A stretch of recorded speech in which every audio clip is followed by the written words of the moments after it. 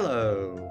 Welcome back to Project Too Easy. Today, I'm going to be helping you guys with the human impact on an Australian ecosystem project for Year 9 Ecology Science. Quick disclaimer, the version of the report I'm going to be explaining is the 2023 copy. Always check your task notification for the details. But with that out of the way, my name is Josh, and this is how to do the human impact on an Australian ecosystem report and poster.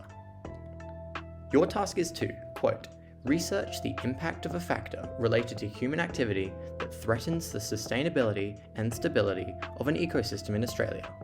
You will hand in a written report of your findings and then produce a physical A3 poster which could be displayed at the library. This project can be done individually or in groups of 2. I chose to do mine by myself, but you guys can feel free to share the workload with someone else. So, the first thing you're going to want to do is choose the topic of your report. There are 8 different topics to choose from, and they are as follows.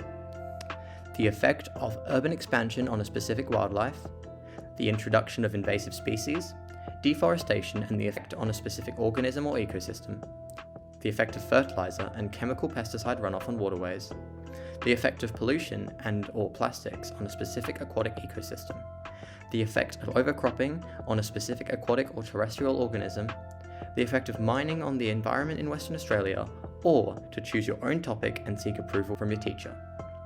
I don't recommend doing the last one unless you have a really interesting topic and are confident that you can find enough information to make a report on. Now, once you've chosen your topic, it's time to research it. I recommend looking at the broken down subheadings on your task notification to find exactly what to look for, and don't forget to hold on to all the websites you used. You'll be needing those later. Make sure you read the rubric too, so you don't miss out on any easy marks. When you're doing your research, I recommend putting it into a mind map like this. I'm using Apple Freeform here, but you could just as easily use Microsoft Word or even do it on paper. After you have enough information, it's time to start constructing your paragraphs. The introduction comes first. You'll want to include general information about your chosen ecosystem, such as biotic and abiotic factors, location, and flora and fauna. You should also briefly introduce the human impact that's affecting your ecosystem. Also, real quick, I just want to explain a quick little English thing that you're going to be using a lot in this project. The difference between affect and effect.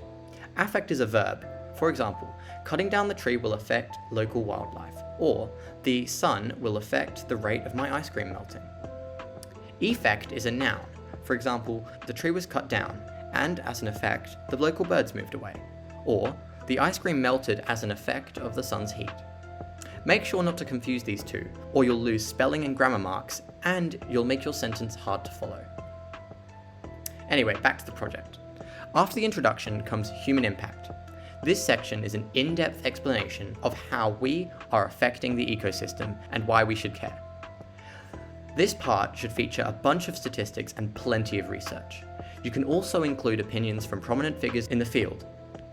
And for top marks, you can also include a differing opinion. After this is reducing human impact. This part is about what has been done to remedy the human impact and what should be done in the future. And finally, after this, I recommend having a conclusion that summarizes the main points of each section. You can also include a glossary if there are any words that you think your teacher won't understand. I, for one, had to put the word felling down there, so I wouldn't lose spelling marks because he didn't think that was a word. Once you've finished these rough sections, you'll be left with a draft. You can go back over it a few times, fixing any grammatical or spelling errors that you find. Alternatively, you can use a service like Grammarly to check for mistakes, but always do at least one check yourself. Grammarly doesn't find everything. And don't forget to add your references at the end. You can use the website citethisforme.com to properly format references if you don't know how to.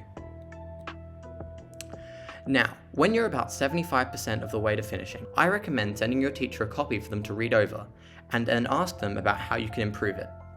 Then, apply the changes they suggest. Not only will this give you insight that you may not have yet realized, but it will also contribute to your work ethic in the eyes of the teacher, showing them that you're willing to do the extra work to do the best you can. And there you go. A short work through on how to do this report. I hope you found this video helpful and are enjoying Year 9. I have a whole bunch of other Year 9 science videos here, and the other subjects here. Thanks for watching. See ya!